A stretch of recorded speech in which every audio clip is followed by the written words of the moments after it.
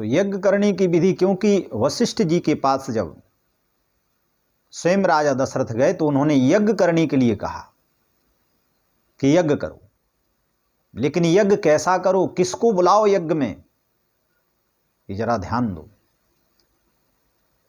कास्त्रिंगी ऋषि वशिष्ठ बुलावा,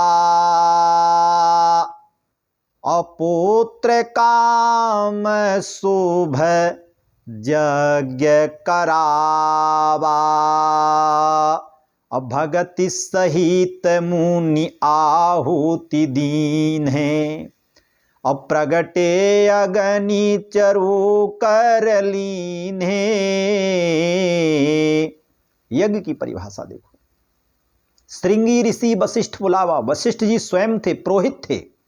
वशिष्ठ जी चाहते तो वो भी यज्ञ करा सकते थे, लेकिन वो पुरोहित कर्म करते थे। वशिष्ठ जी ने कहा कि नहीं नहीं, मैं पुरोहित हूं, यज्ञ करने के लिए मैं किसी सुयोग्य आचार्य को बुलाता हूं।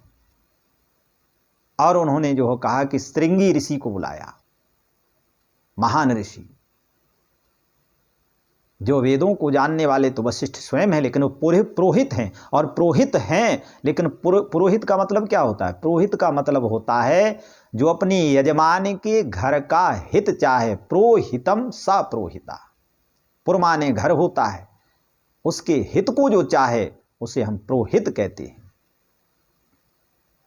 वशिष्ठ जी ने कहा कि श्रृंगी ऋषि को बुलाया जाए, इसलिए श्रृंगी ऋषि को सादर महाराज दशरथ जी ने बुलाया। और बुला करके भक्ति सहित, ऐसा नहीं कि आहुति जबरदस्ती दे रहे हैं कि भाई यज्ञ है जल्दी जल्दी कर दो, जो चाहो वो डाल दो, नहीं, भक्ति के सहित जो है, अर्थात अपनी अर्धांगिनी को साथ में लेकर के भक्ति और भाव से जो है भगवान यज्ञ नारायण को जो है स्वाहा आहुतियां अर्पित की।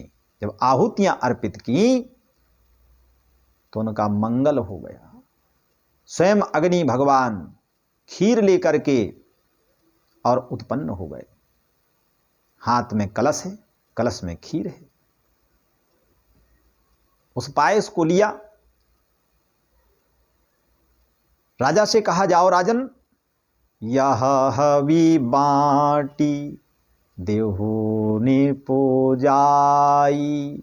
जाओ नृप, ये जो हव्य है, जो निकला, जो खीर है, रानियों को बांट दो।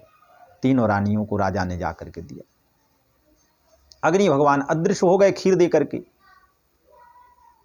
तब राजा ने जाकर के जो है वो खीर के भाग किए। पहले जो है कौशल्या को दिया, कौशल्य के बाद कैकेयी को दिया, कैकेयी के भाग सुमित्रा जी को दिया।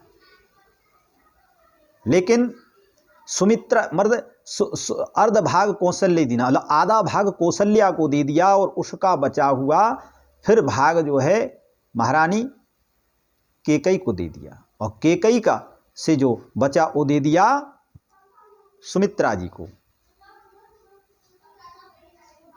लेकिन संतों का भाव है कि कैकेयी ने और सुमित्रा जी ने जो भाग लिया तो कौशल्या ने अपना थोड़ा सा भाग निकाल करके सुमित्रा जी को दे दिया और कैकेयी ने भी थोड़ा सा भाग सुमित्रा को दिया। ऐसा तो कहा गया जो ये महानता है। परिवार में कितनी एकता है, इसे परिवार की एकता कहते हैं। राजा ने कोई मतभेद नहीं किया, तीनों रानियों को पायस दिया, खीर दिया। यदि आप लोगों की भी पत्नियां हैं, किसी ने अगर मान लो 2 विवाह किए हों तो पत्नी से भेद नहीं करना चाहिए। आज जो है कितनी एकता है। कौशल्या ने भी अपना भाग थोड़ा सा दे दिया, कैकेयी ने भी सुमित्रा जी को थोड़ा सा भाग दे दिया। तो घर में यदि भोजन बने तो एक दूसरे को मिल बांट के खाना चाहिए, तो उस परिवार में कभी दोष नहीं होगा।